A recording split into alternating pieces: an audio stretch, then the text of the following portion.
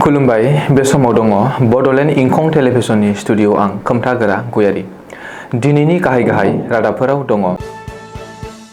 आलफानि गोबांसा दैदेनगिरिफोरा धादा केसनिफ्राय उदां जाबाय।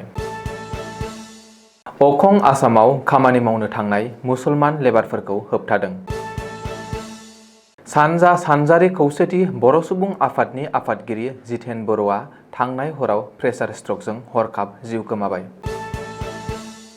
गुवाहाटीआव IIM गिबि मन्थ्रिया मिरु सोरखारखौ साबायखर होदों। मन्थ्रि उरखावगोरा ब्रह्मआ सिमलायाव सिनेमा हल बेखेवदों।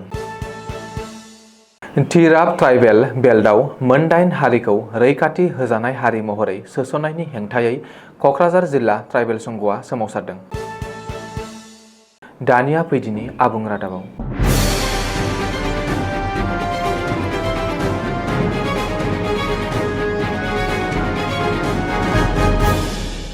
सोरखारजों सावरायजानाय आलफा हान्जानि गोबांसा दैदेनगिरिखौ गोलाव 25 बोसोरनिफ्रायनो सोलिगासिनो थानाय मोनसे केसनिफ्राय रेहाय मोनबाय।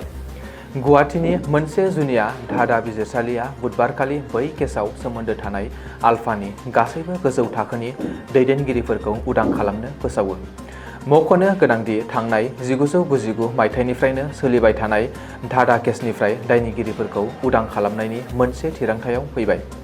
बे जाथायाव गासै सा 38 सुबुंफोरखौ दायनिगिरि खालामनाय जादोंमोन, नाथाय गासैबो 38 सुबुंफोरखौ दायनिगिरि नङा होननानै फोसावदों। गिबियाव 1991 मायथाइयाव बे केसखौ दिसपुर पुलिस थानायाव निजायै 1/1991 नम्बराव केस रेजिस्टार खालामदोंमोन आरो उननि समाव बेखौ धादा बिजिरसालियाव हरनाय जादोंमोन। गासै सा 45 सुबुंखौ बे केसआव दायनिगिरि खालामदोंमोन।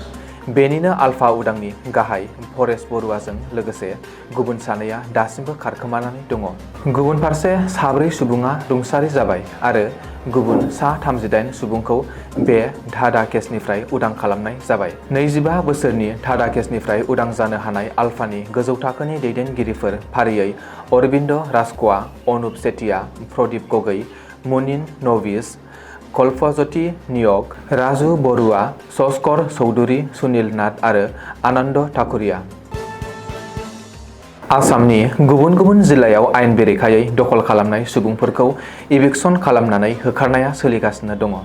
गुबुन फारसे अंखं आसामाव मिया केदा आन्दलन एबा सन्देह खालामजानाय बांलादेशी मिया होखारनाय आन्दलनाबो समानै सोलिगासिनो। बेनि गेजेरावनो अंखं आसामाव खामानि मावहैनाय मुसलमान लेबारफोरखौ होबथानाय जादों।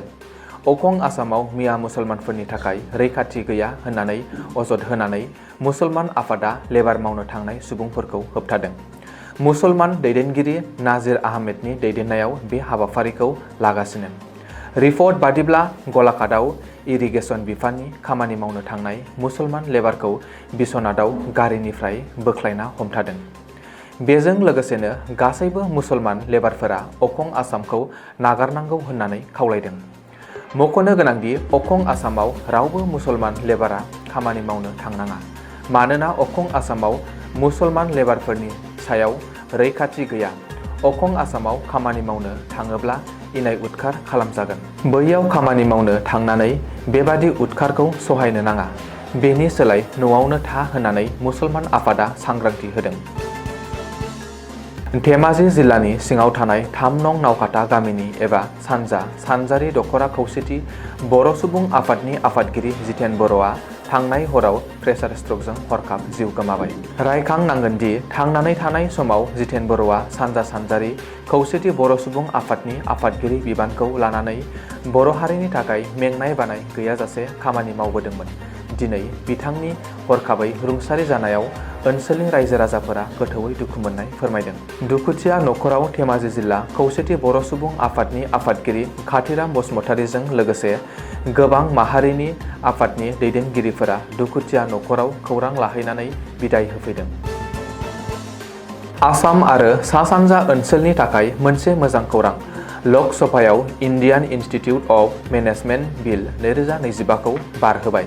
बेनि गेजेरजों गुवाहाटीआव मोनसे भारतारि सामलायथाय फसंथान एबा इन्डियान इन्स्टिट्यूट अफ मेनेजमेन्ट गायसंनायनि लामाखौ रोखा खालामबाय।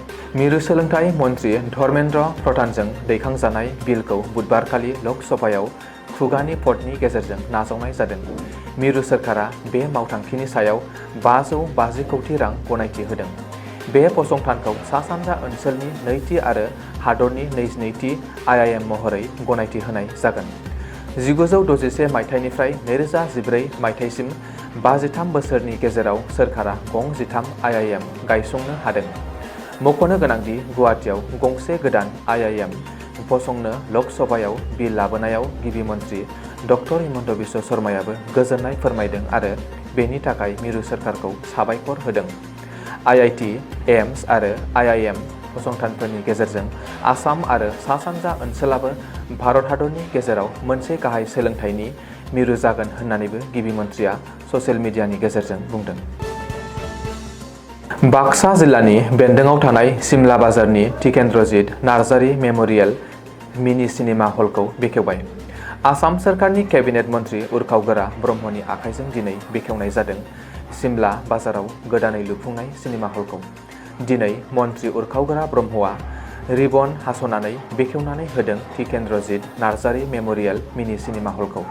मख'नो गोनांदि सिमला बाजारनि सिनेमा हलखौ BTC काउन्सिल सोरखारनि राङारि मददजों लुफुंनाय जादों आरो बे मिनि सिनेमा हलखौ बर' सावथुन मुलुगनि मुंदांखा महरगिरि एबा एक्टर टिकेन्द्रजीत नार्जारीनि गोसोखांथियाव मुं दोननाय जादों।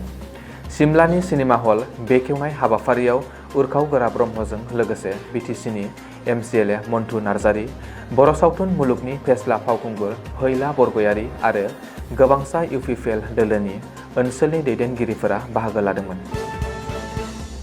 आसाम सोरखारा तिराप ट्राइबेल बेल्टआव ट्राइबेल नङि मोन 8 हारिखौ रैखाथि होजानाय हारि महरै सोसननायनि हेंथायै दिनै क'क्राझार जिल्ला ट्राइबेल संघआ सोमावसारदों। बे गोख्रों सोमावसारनायाव दिन्थिफुंनायनि गेजेरजों तिराप ट्राइबेल बेल्टआव मोन 8 ट्राइबेल नङि हारिखौ रैखाथि होजानाय हारि महरै फोसावनाय नटिफिकेसनखौ केन्सेल खालामनांगौ होननानै क'क्राझार जिल्ला ट्राइबेल संघआ दाबि खालामदों। बेजों लोगोसे सोरखारनि बे खामानिया थागिबि ट्राइबेल सुबुंफोरनि हेंथा एबा एन्टि ट्राइबेल होननानै अजद होदों। थागिबि ट्राइबेल हारिफोरनि थाखाय रैखाथि होजानाय ओनसोलाव जिउ खांनाय आरो रायजो जानाय ट्राइबेल सुबुंफोरनि जिउ राहायाव खैफोद लाबोगोन होननानै बुंदों। मख'नो गोनांदि तिराप ट्राइबेल बेल्टआव रैखाथि होजानाय हारि महरै सोसनजानाय मोन 8 ट्राइबेल नङि हारिफोरानो जादों आहम, मरान, मटाक, चुटिया, गरखा, कच राजबंशी, साहा बागानिया हारि आरो आदिबासी। दिनैनि रादाबा एसेनोसै, गोजोन्थों।